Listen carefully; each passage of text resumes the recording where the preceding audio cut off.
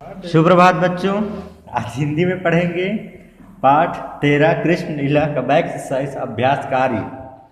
श्रुत लेख उच्चारण देख लेते हैं डिफिकल्ट शब्दों का। गयन, मधुबन, बंसीवट, बहियन, लकुटी, बिहसी, सांवरी, नुपुर, क्षुद्र, भगत, बछल। मौखिक प्रश्न देखते हैं, कृष्ण किसे संबोधित कर रहे हैं? तो इस पाठ में कृष्ण जो है अपनी मैया को संबोधित कर रहे हैं।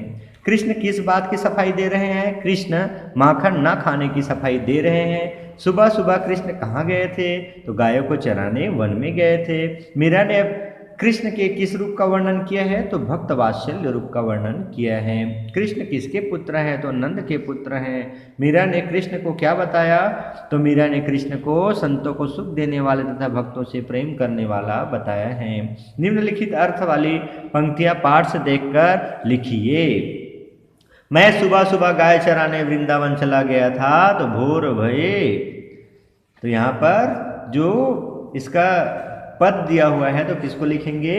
भोर भये गयन के पाछे मधुबन मोही पठायो, इसको लिखना है आपको नोटबुक वर्क में, ठीक है। मेरे हाथ बहुत छोटे इसलिए मैं मक्खन नहीं निकाल सकता। मैं बालक बहियन को छोटो छीको के ही विधि पायो।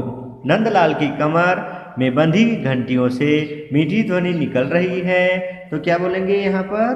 क्षुद्र क्षुद्र घंटिका कटी तत्सोभित नूपुर शब्द रसाल। कृष्ण अपने भक्तों से प्रेम करने वाले और संतों को सुख देने वाले हैं। तो मीरा के प्रभु संतन सुखदाई भगत बचल गोपाल, इसको आपको लिखना है।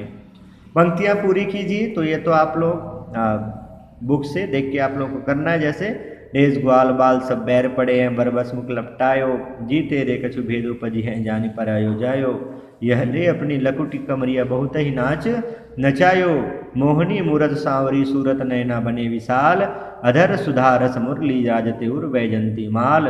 क्षुद्र घंटिका कटि तट शोभित नुपुर शब्द रसाल। ये एक्स्ट्रा हुआ है, ठीक है बच्चों। नेक्स्ट दिया हुआ है लिखित प्रश्न लघुत्तरी प्रश्न। तो ये नोटबुक वर्क आप लोगों को मैं सेंड कर दूंगा, ठीक है। नेक्स्ट पेज नंबर देखते हैं 104। इसमें आइए विचार करें। दिया हुआ है, क्या खाने पीने की चीज़ों की चोरी को चोरी समझना सही है? किसी गरीब, लाचार और भूखे व्यक्ति द्वारा रोटी चुराने पर क्या उसे दंड देना सही है? तो ये रहेगा मीटिंग में, आप लोग जरूर इस पर जो है बताइएगा, विचार करिएगा और मीटिंग में मैं आप लोगों को पूछूंगा। ये है आप लोगों का होमवर्क। बालक कृष्ण की शरारतों को देखकर यशोदा उन्हें सजा देती थी। क्या वे उन्हें सचमुच सजा देती थी? सोच कर बताइएगा। काव्यांश पर आधारित प्रश्न है। काव्यांश को पढ़कर पूछे गए प्रश्न को उत्तर दीजिए। मोहनी मूरत सांवरी सूरत नैना बने विशाल, अधर सुदारस मुरली राजती उर वैजंती माल। उपर्युक्त पंक्तियों की रचयिता कौन है? तो मीराबाई। मूर्ति का रंग कैसा है? तो मूर्ति का रंग श्यामला है। श्री कृष्ण के अधरों पर क्या सुशोभित है? तो श्री कृष्ण के अधरों पर मुरली सुशोभित है। उर शब्द का अर्थ बताइए। तो उर शब्द का अर्थ हृदय होता है। सांवरी या सांवली तद्भव शब्द है तो इनका तत्सम रूप श्यामली होता है। नीचे दिए गए शब्दों के हिंदी में प्रचलित रूप लिखिए।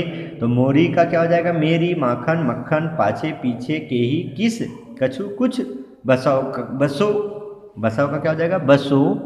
और नयनन नयन, सांवरी सांवली, मूरत चेहरा या मूर्ति भी बोल सकते हैं ना, और विशाल विशाल का विशाल। नेक्स्ट दिया है यहाँ पर बहुत ही बहुत ही बहुत ही, जसोदा यशोदा, क्षुद्र क्षुद्र है ना, इस प्रकार से क्षुद्र लिखेंगे। ऐसा छ नहीं आएगा, अच्छा वाला होगा। और शपथ का शब्द होगा। नीचे दिए गए शब्दों के दो पर्यायवाची शब्द लिखना है। सांझ तो शाम सायं भी बोलते हैं। नयन तो आँख, चक्षु। गोपाल कृष्ण कन्हैया।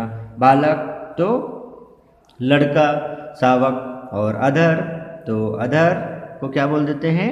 होठ। ओष्ठ विधि, प्रकार, तरीका। यहाँ पर बालक का क्या लिख लेंगे? शावक दूसरे को बोलते हैं, ये बालक यहाँ पर लिख देंगे सही। क्या हो जाएगा? बेटा। क्या हो जाएगा? बेटा हो जाएगा। बालक का पर्यायवाची शब्द लड़का, बेटा। उसको हम कुमार भी कह सकते हैं उसमें, और तनय भी बोल सकते हैं। और लड़की को क्या बोलते? तनिया बोलते हैं। तो यहाँ पर लिखना है बेटा, है ना। तो बालक का लड़का, बेटा।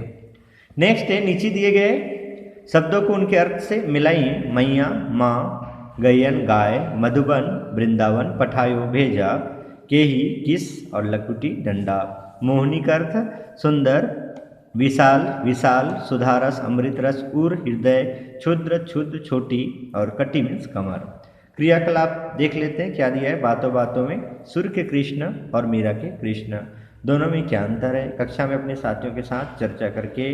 तो अभी आप लोग अपने घर में चर्चा करके इसको आप लोग बताइएगा मीटिंग में। मेरी कलम से कृष्ण के बचपन और उनके बचपन में क्या अंतर है, कृष्ण के बचपन और आपके बचपन में क्या क्या अंतर है, जरा सोचिए। क्या आप श्री कृष्ण के बचपन जैसा बचपन चाहेंगे? यदि हाँ तो क्यों, और यदि नहीं तो क्यों नहीं?